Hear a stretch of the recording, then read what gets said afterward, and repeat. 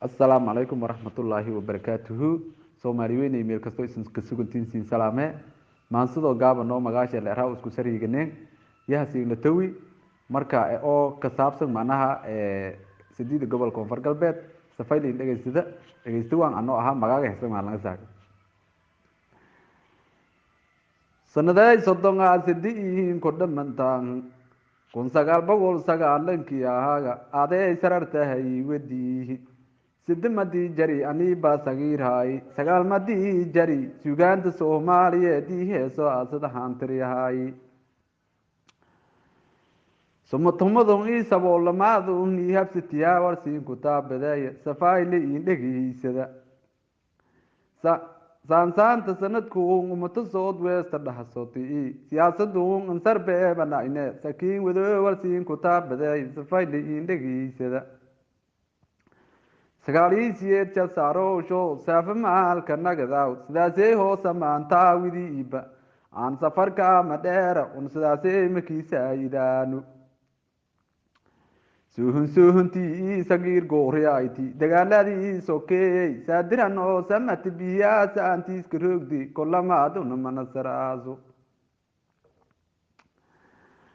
walbasiinka ay ka dheeranee hadalkay haasar guuhiyeeye saniyaalka dhammaysati intii saantoo la saaro ada sameeytay lakiinka sabaraaw soomaalida koonfur galbeed ma koosahiine sidee kolamaa sacbakiinka tumahaana simar ilaahay saraadagee dhoonjid mataalaasa madiisamakiin falaani adii sugniin qarqaariyaasi landhulka saanto unkulahaayni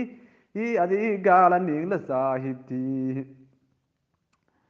saboolamaadii 30 sano ka horni habsatiyaa sidii niinka tiigana walba niinku kusaayini sooyaalkii taariikhda sahiida maybaa ka suranyiina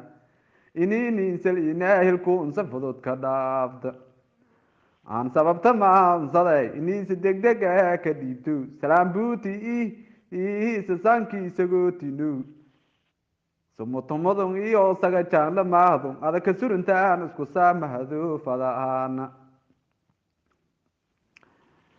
si saahadii burdhiisii naaytijeegdho soomaalidii ka nooli wali ka suguntaan saadirka oge adiina sada miinday moohona ona sabami ihini sasabi soodi ibsada umaki saaidano ilaan warsahiya liiska taageere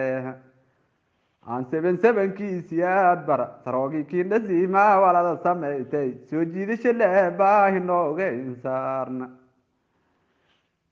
dhul safeysano odowla ku saami nibasal dhegtii baahi nooga insaarne sakiin sidee kii taageeraani saanad wal tarang lahayniyo gosareed adii saahada la qoytay sagaalisiyeedna iskaraho ahay sakin si qulqula ka laha